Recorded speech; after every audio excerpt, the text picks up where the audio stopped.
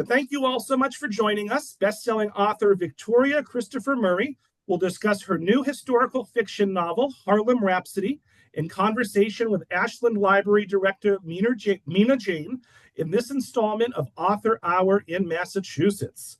So Meena Jain is the director of the Ashland Public Library and previously served as the director of the Bacon Free Library in Natick and programming and community engagement manager at the Cary Library in Lexington. She started the Metro West Program Planners Group and the programming committee of the Massachusetts Library Association. Meena is also the founder of Library Programs Consulting and a coordinator for the Boston Kids Comic Fest.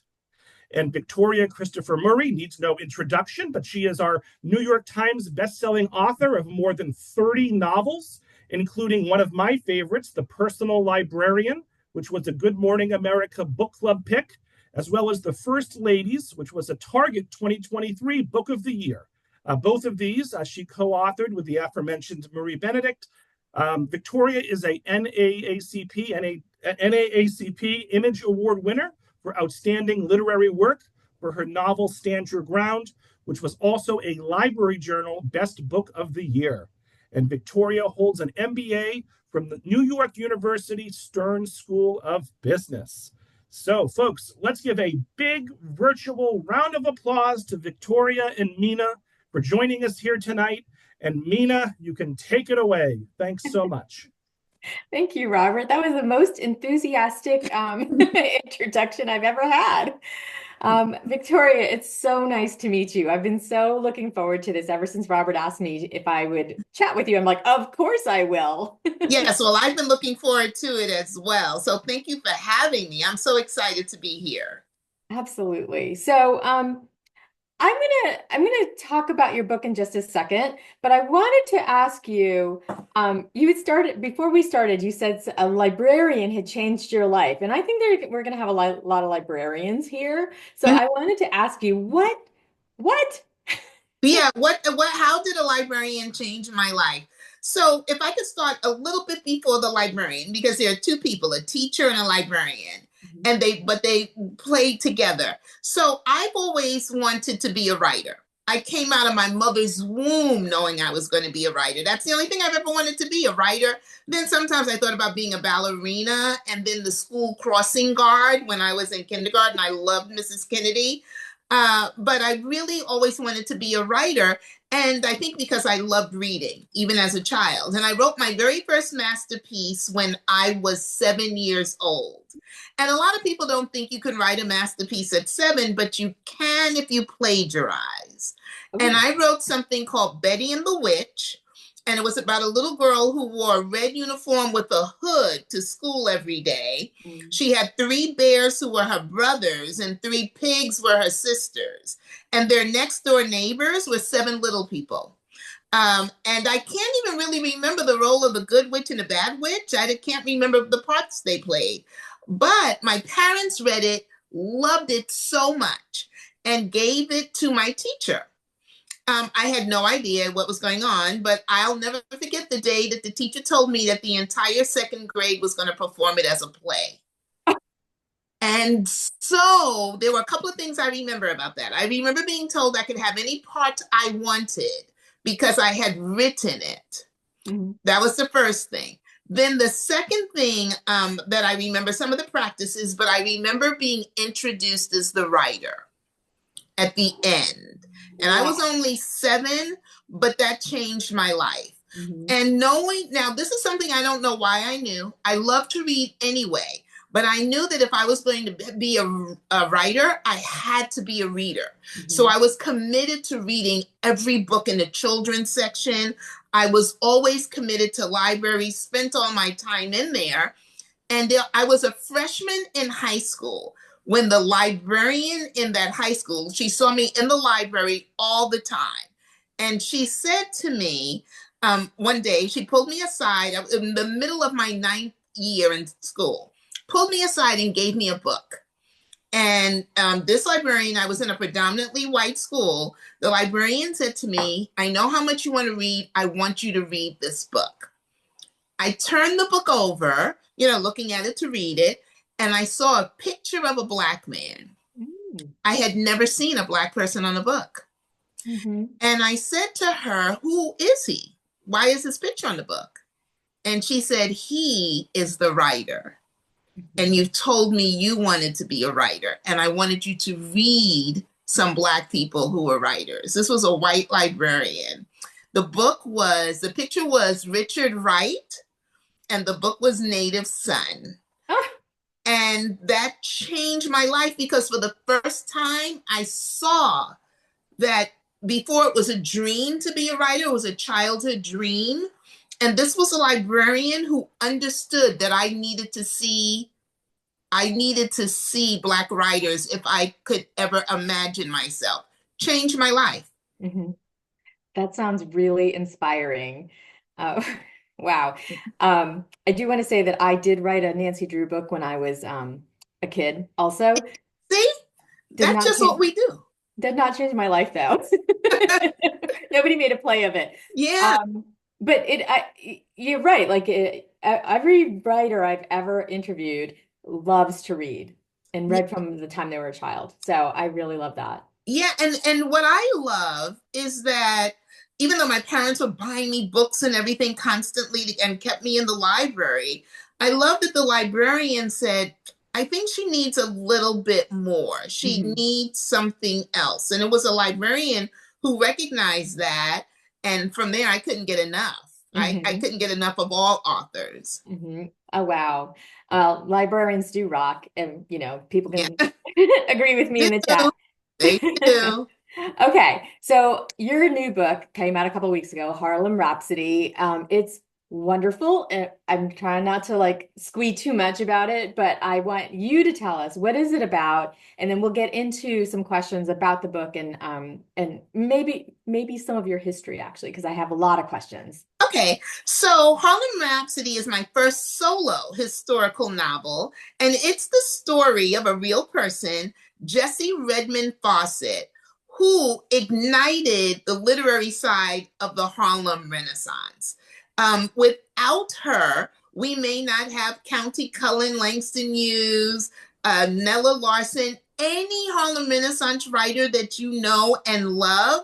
She not only was their editor, but she was the one who discovered them. She discovered Countee Cullen when he was 16, Langston Hughes when he was 17. She became best friends with Nella Larsen, who had just gotten married. All of these young people, all of these literary legends that we know, Jessie Redmon Fauset was the one who discovered them, mentored them, edited them, and published them before anyone else, because she was the literary editor of the Crisis magazine, which was the only place where Black people could be published at the time. And when you say the time, it was around in the 1920s? Yes.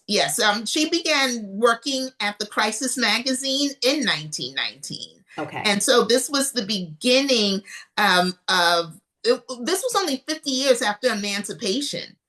So it was just a very interesting time to me, because only 50 years, you're 1-2 generations removed from slavery. Yet these were people who were college educated, middle class.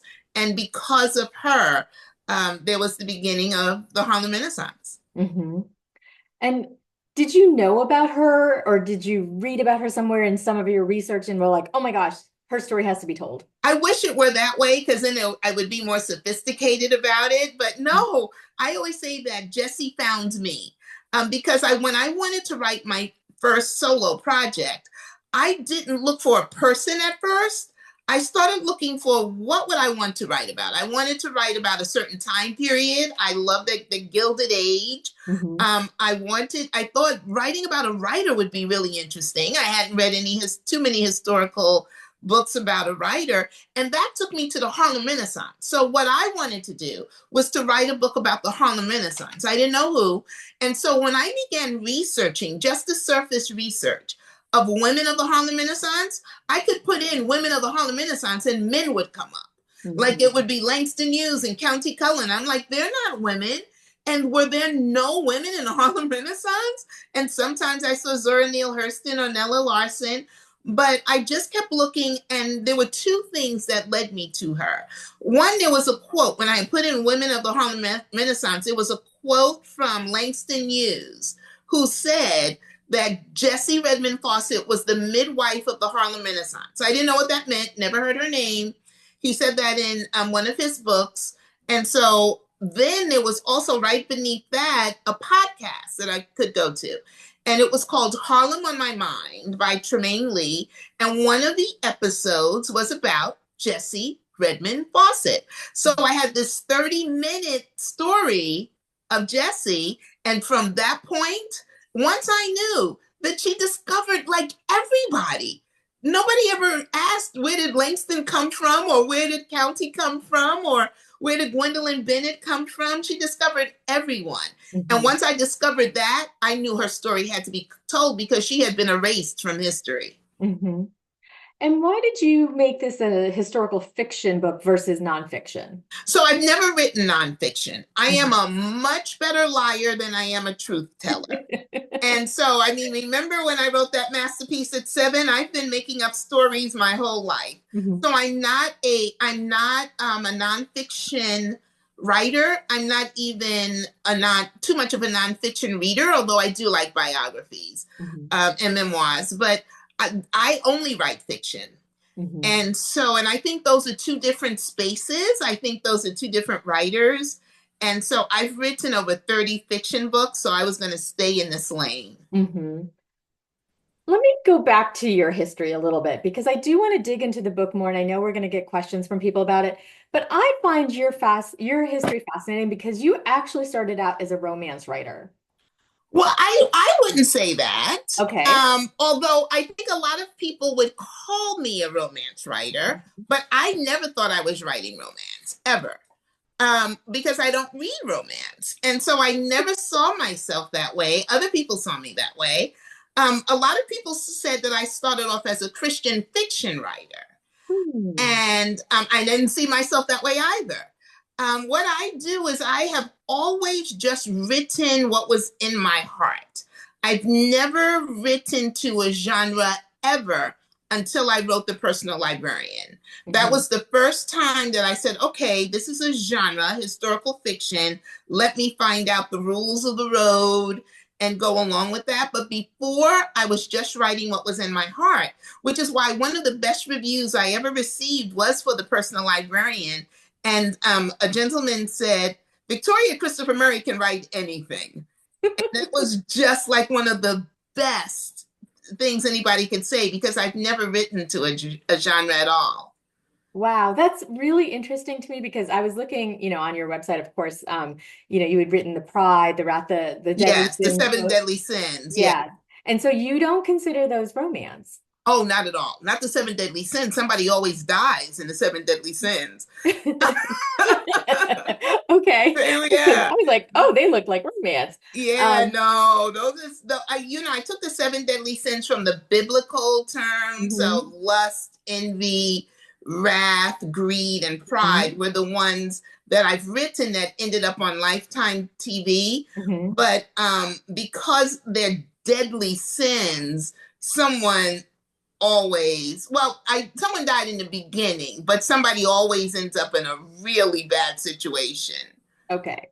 Because, with all of the books that you've written, there's just such a wide range, and I can see why that particular piece of, feedback would be so important to you, because you've written everything.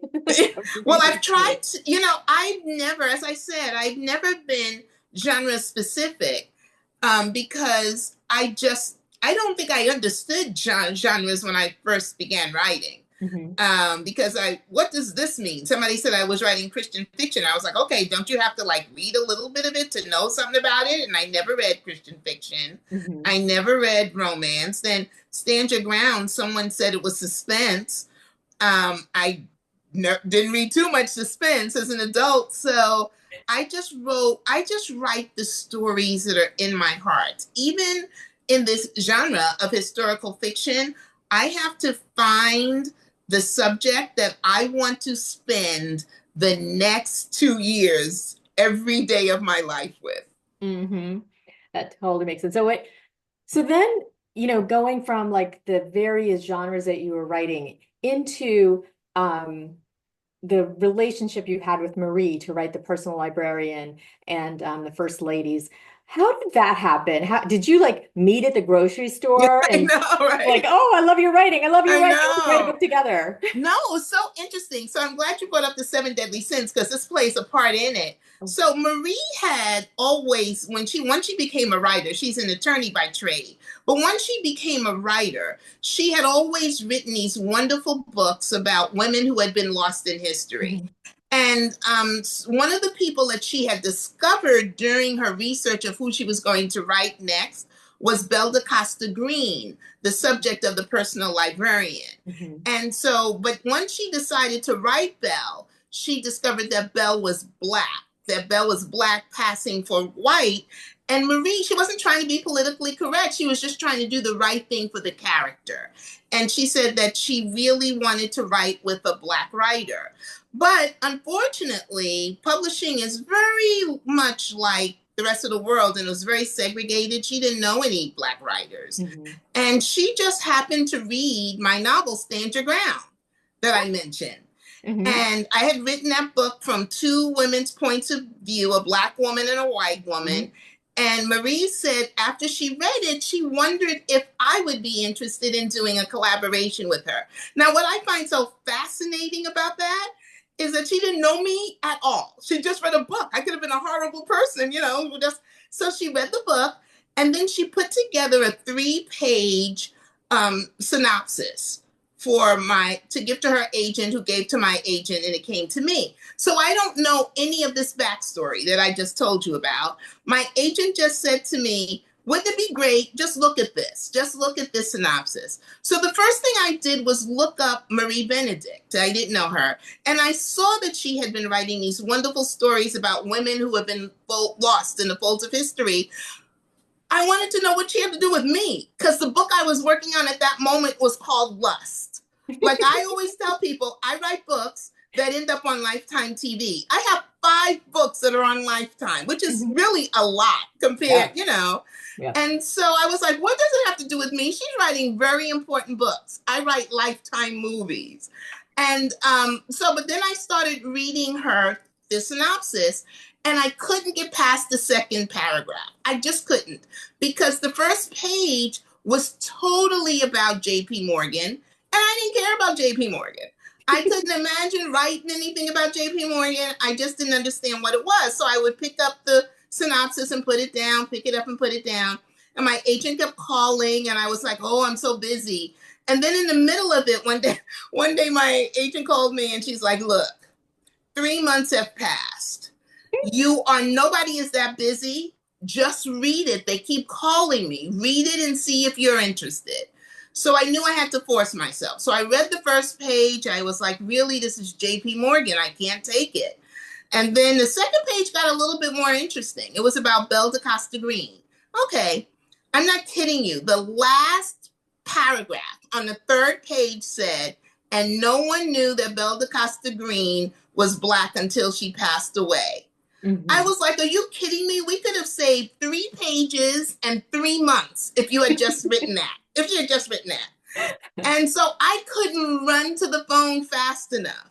And then Marie had never done collaborations before. I had, but I knew the moment we spoke on the phone that we were going to be perfect, because you have to have a writing soulmate, someone that you can trust to say, this isn't working, that's not working, this isn't going to happen, and not take it personally.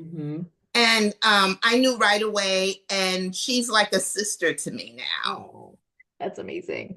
I have to say, I've thrown in my opinion that if you've read Stand Your Ground, you know exactly why Marie picked Victoria for her writing partner in this, because your ability to show perspective is unbelievable. Like putting that on the page and making people understand why people do the things that they do from completely different perspectives, from 2 sides of the alley. Yeah. Amazing. Oh, thank you for that. And I wanted to show these 2 women who had the same goals. It was everybody else that was messing up. you know, their lives. And I don't really like writing a lot of sequels, even though I have done sequels, but I've often thought about those two characters in Stand Your Ground. And for people who don't know, it's a story about a young Black man who gets unarmed, who gets shot by a white man. I wrote it in 2015, so it's 10 years ago now. So it was a long, you know, before it seemed to be happening all the time. And I wrote it from the perspective of the Black mother and the white wife of the shooter. And I often think about those two women because one of my favorite moments in the book is when they come together. And I've often wondered how I could revisit them and bring them together for a common cause. Because they had the same goal. They just both loved their children. And as I said, one of the best scenes I think I've ever written, one of my favorites, is when the two of them meet in the bathroom in the courtroom. And I love that book. So thank you for saying that. That book is as close to my heart as Harlem Rhapsody. So thank you. Well, then what made you move from writing historical fiction with Marie to going to that standalone of oh my gosh. Harlem Rhapsody. Yeah. Well, it wasn't because Marie and I wrote have written two books together, and we just finished our third one. So we're still writing together, but we have Marie has always been writing solo books. And so in between, I'm still a writer. And my thing is that I don't want to, now that I have found historical fiction, I don't want to leave it because there are too many stories, too many women who've been lost, and I want them back. And then there's something that I honestly believe. Now I feel like this is a mission for me because a story, any kind of history that is untold is history that's erased. And if I didn't find Jessie, somebody could have, of course, but now her history it's not erased, can't be erased. Right. And so I now feel like it's a mission for me to find all of these women, these hidden figures out there, and to have their stories, to make sure their stories are not just permanently forever erased. So this is kind of a strange question, but do you think that the popularity of the Personal Librarian helped you create a platform where you could tell these stories, or were you already there? I think it was a personal life. I think it's a combination. I think I was already there in a way because when I started writing Harlem Rhapsody, I realized this was the book that I've waited my career to write. At one point, I thought it was Stand Your Ground, but even once I finished, I knew there was something else I was supposed to get to. I didn't know what it was, but this was the book I was supposed to write. But I had to get here, and I got here through the Personal Librarian. And the Personal Librarian taught me how to write historical fiction. I didn't write historical fiction before. I was still doing lust, envy, wrath, greed, and pride, to fulfill my lifetime contract. And so I had to learn how to write it. And just like when that man read Personal Librarian, he was like, Victoria can write anything. It felt so comfortable. I felt at home. And I really feel at home in historical fiction. And I think all of the other years, I've been writing for 28 years, full time, writing novels. And all of those other novels have brought me to this place. Well, I'm glad you're here. Because I do, I don't know, maybe, do you think that this is the moment, maybe not going forward, but like the moment where we can really dig into these stories where before publishing wasn't really there? That's a good question. I'm not sure if publishing wasn't there, but the writers weren't there either. So the publishing had to meet the writers, and when the writers came, publishing had to be ready, and writers had to be, everything had to work together, and everything is working together, especially for me. I can't speak for other writers, but I'm with the right publisher at the right time with these right women. And I also believe it's a purpose and a mission now, because I do feel like I just said a history untold is a history erased, but I think that people are trying to take history away from us, especially from Black Americans. And so I really feel that now is the time for me, because as they try to erase history, I have to write double time to put more out there. Mm-hmm. And so I just think this is the right time for everything. I'm in the right place.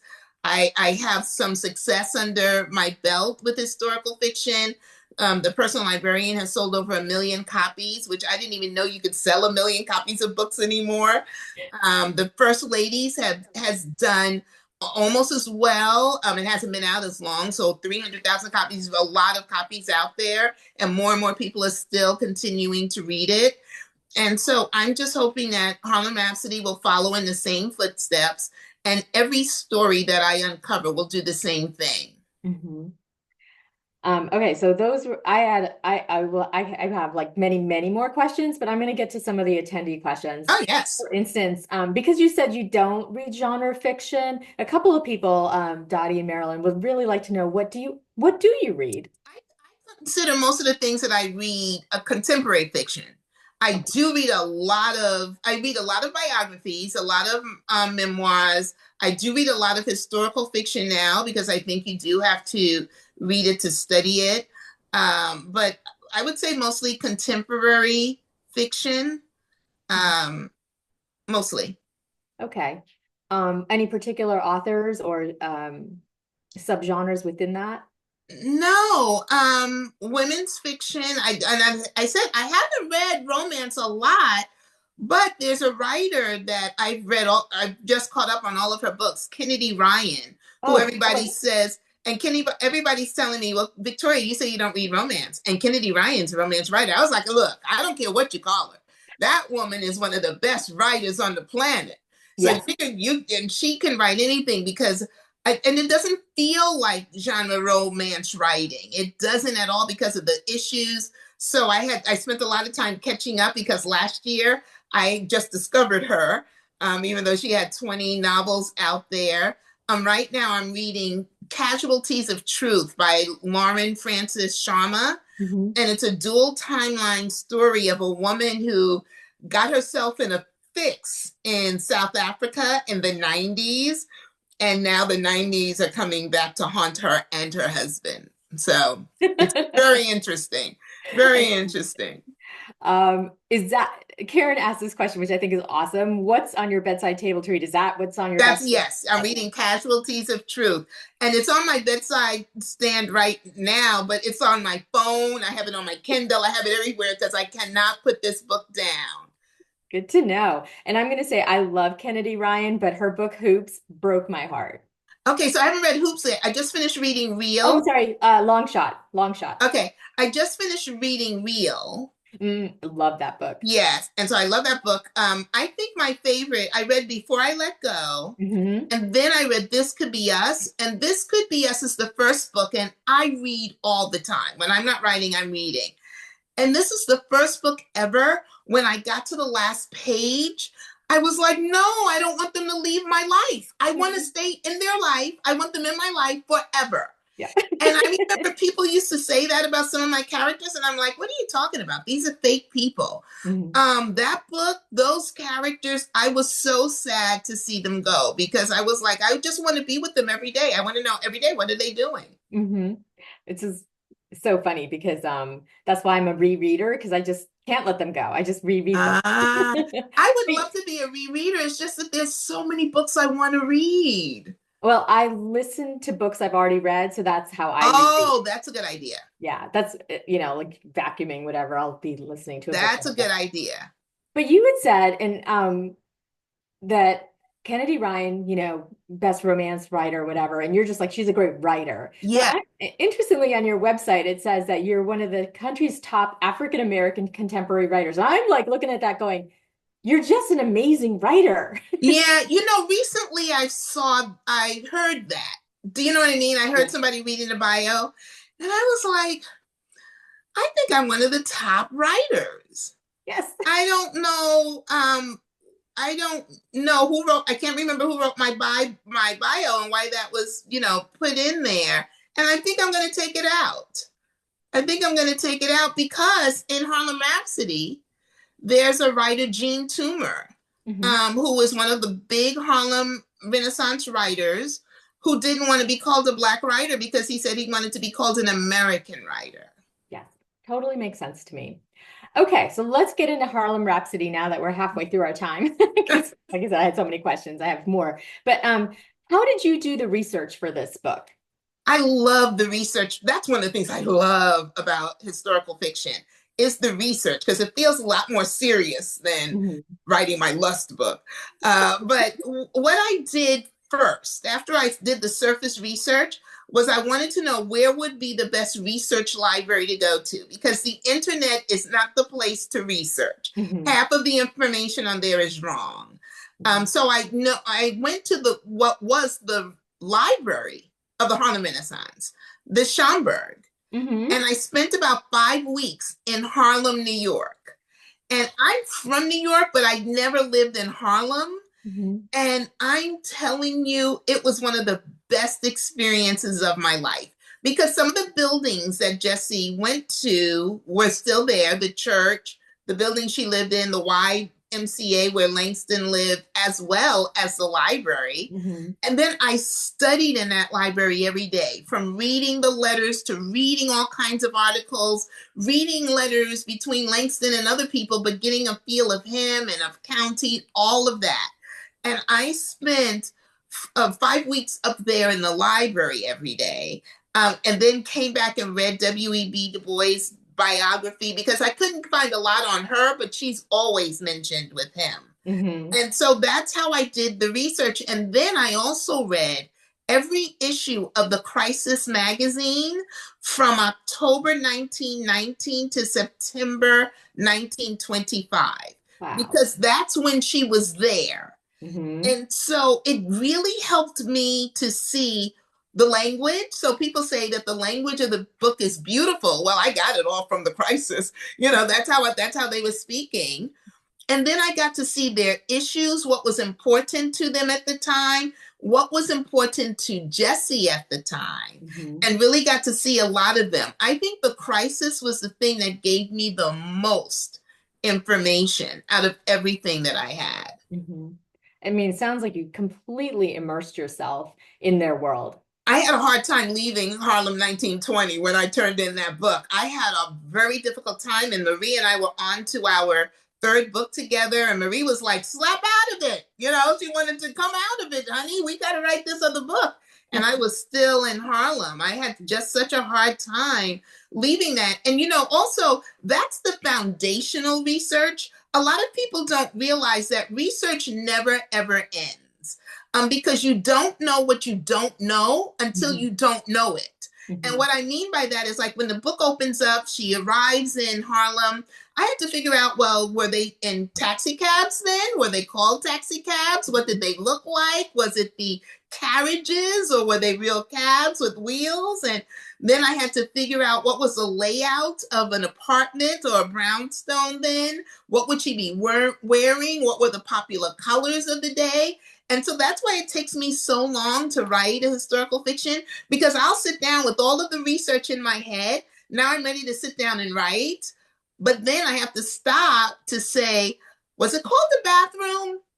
Or was it called a water closet? And do the research to do that. Was it called a refrigerator yet?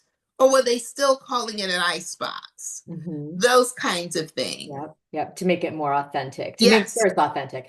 It's interesting you say that, because I've talked to a lot of contemporary writers who say they don't do historicals because of the research. It's so much research. Not just contemporary, but like fantasy, sci-fi. They're just like, I can make up stuff. Yeah, you can make it all up. And see, one of the things that I love about historical fiction is that I don't make it up. I anchor everything in history. And I love it when somebody says, your book sent me down the rabbit hole. I had to go research all of this to see if it was real or if it was not real. And I try to, people ask me what percentage is historical, what percentage is fiction, because those are two different things. One's the truth, and then the other is what I do. But what is so interesting about it is that I try to anchor it in truth, The fiction part comes into, we don't know what they said. We don't have any tapes. We don't know what they thought, but I extrapolated from the history, from what I studied about them. Wow. Rhonda asks, there are a lot of guest stars who show up in Rhapsody. When you started writing, did you intend to have so many people from Harlem Renaissance show up in your novel? No, what I intended to do was to show Jessie Redmon Fauset's accomplishments. So those people are only there because those were her accomplishments. I didn't put anyone in the book that Jessie didn't discover. She discovered every single one of those writers. And because I knew nobody would be interested in a 700-page book, I had to cut out quite a few. Oh. I had to cut out because I had to put in the names that you knew, even though some of the other names you may have heard of. So Ann Spencer just makes an appearance here or there. Claude McKay does make a bigger appearance, but not as much because I didn't have as many pages.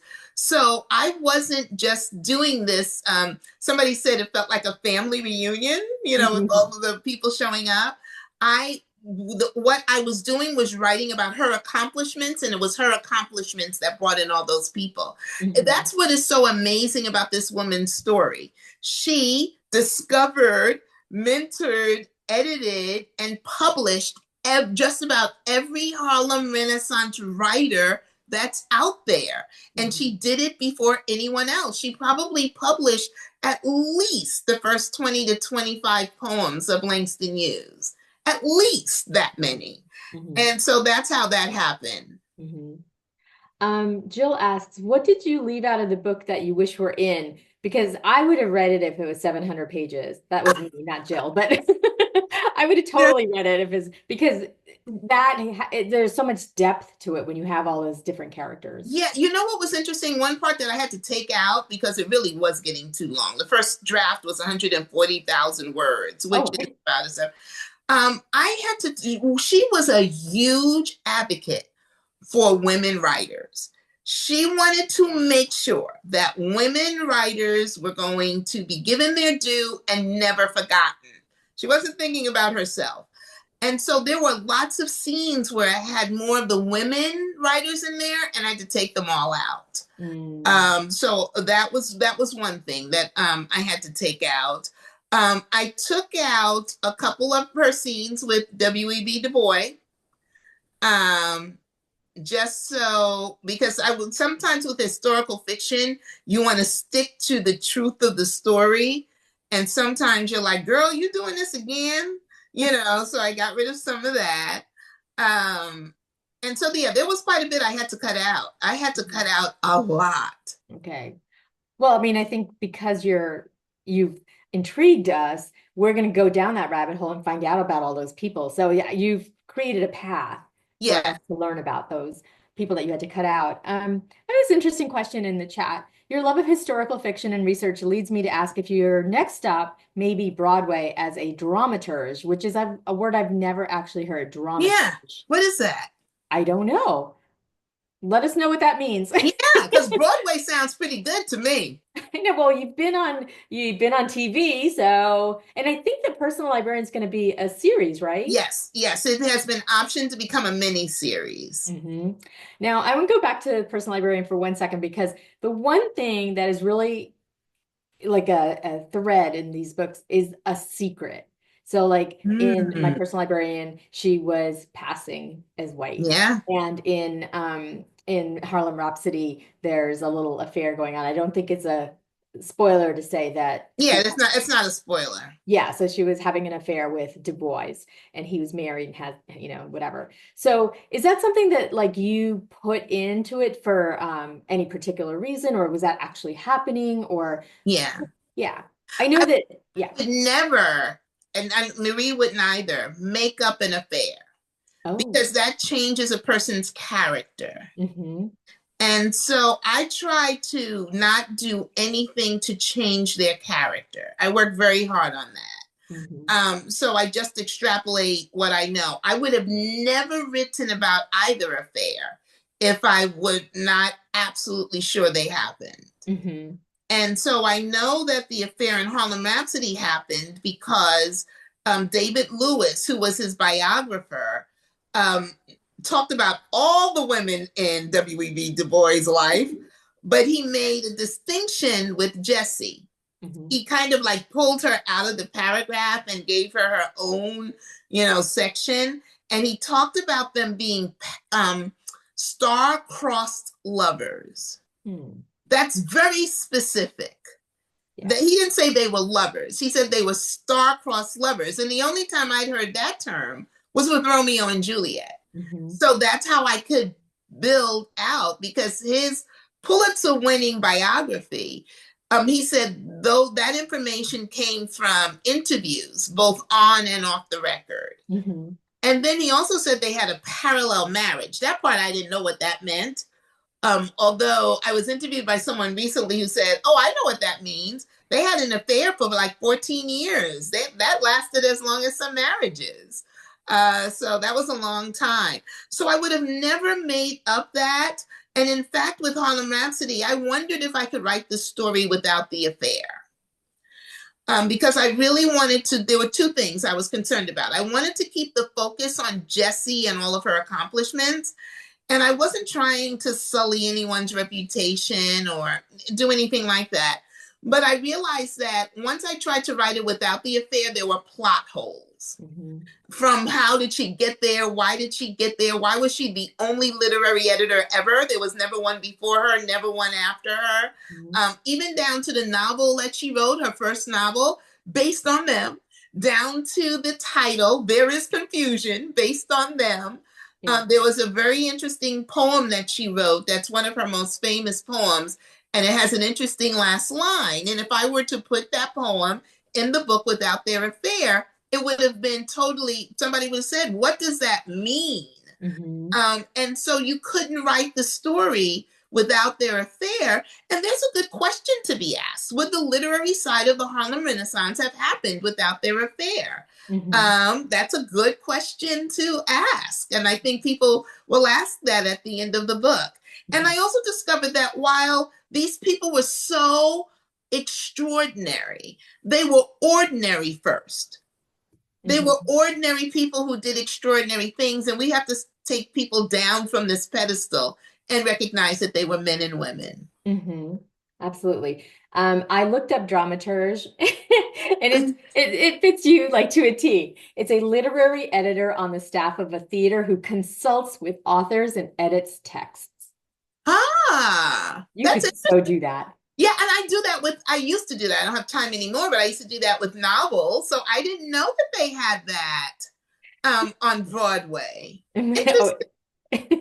Yeah, so maybe like when you get tired of writing regular books, you can like go on a second or third career. Okay, so Amir asks, do you think you might use Harlem Rhapsody or the research and knowledge you gained before and while writing it as a foundation for writing more stories that are set in or reference the Harlem Renaissance? Oh my goodness, I wish I could, because this was the first book I ever had that I've ever written where I didn't want to leave. Mm-hmm. I didn't want to leave her. I didn't want to leave Harlem. And I thought about maybe, because when I was walking through the streets of Harlem all of those days and trying to walk the exact path sometimes that she would walk, and of course it's 100 years later, but Harlem, the streets in Harlem like pulse with an energy that I've been all over the world and I never feel except for right there. Mm-hmm. And I used to think as I was walking, one time I was thinking, wow, the pulsing, are there stories that are hidden in these streets? And so I thought about, maybe going back again to Harlem, but I think I want to expand and just find the women wherever they are, Mm-hmm. wherever the women are hidden. And I'm sure there are more in Harlem. I don't know what my next solo project will be. Marie and I are now working on our third joint project, but I will find them wherever they are. And if they're in Harlem, that will be a bonus for me. But I'm just looking for them. I'm going to find them. Mm-hmm. I had to laugh when you said that Marie had to slap you out of the Harlem. She did. We were at a restaurant in Savannah. And we were talking about our new book, and I said something about Harlem Rhapsody, and she's kind of like, get over it. It's over. We've done that already. Oh my God. It's like, did you ever see that movie Moonstruck? Where you're like, Moonstruck, yeah! that's exactly what I was thinking of. That's awesome. I mean, that's a good friend, right? That'll be Yeah, like, because we did have to move on to the next, you had to move on to the next book. I love that. Carol asks, did you run across any stories of Eleanor Roosevelt spending time in Harlem, considering her having a residence in New York and a big role in civil rights? Yeah, I didn't run into any stories of that, but she was a member of the NAACP. And so, but the offices were downtown. I didn't, but she would have known Langston Hughes and all of those writers just because she was so involved in that. Did you you said that you're writing the third book with Yes. with Marie. Can you tell us any more about it? I mean, is it too soon? Just a little bit, because this is what we've agreed on telling people. But we, Marie and I write books, so it's going to be about a Black woman and a white woman and the mob. Any particular time period? Can you tell us? Yeah, and the mob in New York, in the 1930s. And again, like all of the other books that we're writing, based on a real woman and her accomplishments. And we're like, really? I didn't know that. And that's what we want to do with every story we write. Although Marie and I, when we're writing together, our stories have a specific mission. And it started when we were touring with the Personal Librarian, and we were telling people how we became so close because we were editing the Personal Librarian during COVID, and we were writing a book about race while race was exploding around us in the country. And that was the summer that changed my life. It changed my life because you don't get a chance. Very few people get the opportunity to speak to someone of the opposite race every day about race in a safe place. And people always will say, and Marie will tell you, she learned so much from me. I learned just as much from her. And because of that, we have a bond that as friends that you don't get with a lot of others, because it's very specific on this. And as we were touring around the country, people would start saying to us, oh, I want one of you, or I want one of you. And so now when we write books, that's why we wrote The First Ladies, the friendship with Eleanor Roosevelt and Mary McLeod Bethune. Now when we write books, we're very focused on a Black woman and a white woman working together. And how do you decide if a story is going to be one that you write with Marie or one that you're going to write on your own, or with anybody? Yeah, well, when we are writing together, we're very specific. We want to write something that it's almost a mission for us to show Black people and white people working together for a very common, specific cause. And then when we're writing on our own, it's up to us. So this was my first book. I wanted to write about a writer in the Harlem Renaissance. I had no idea who she was. And I'm interested in like historically Black beaches. There's a whole bunch, like Martha's Vineyard had a very specific place called the Inkwell. And it was called the Inkwell because that was the only place where Black people were allowed to go into the water. And it was called the Inkwell because white people thought that the skin color would come off in the ocean. And I know, it was just crazy. But it became a historically Black beach. And like we have historically Black colleges and universities, there are about 8 historically Black, how can you say that fast? Historically Black beaches. And so I'm interested in that to see if there's a story in any of those. Wow. I just wonder about what you think about the reason that people had historically Black anything. How do you fit that into your narrative around the fact that they were not allowed to be with people that were white?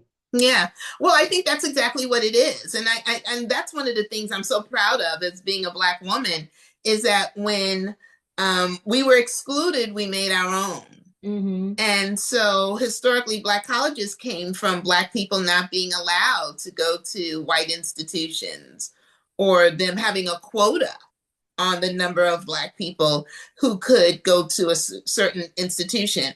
I'm old enough to be a child. I was 9 years old when we moved to our neighborhood in New York in the suburbs, but there was a quota for the number of Black families who were going to be allowed to live in this neighborhood. And the Black families had to be interviewed so that they could meet the children. And it was just, you just went along with it. I'm that old, I'm that age. And so what happens with that when you can only have 10%, you're only allowed to have 10% Black people in this neighborhood? Black people have to go create their own neighborhoods. That they have to go to their own schools, have to go to their own beaches because couldn't go to the beach. And so I'm proud of the fact that my ancestors just said, well, just do our own.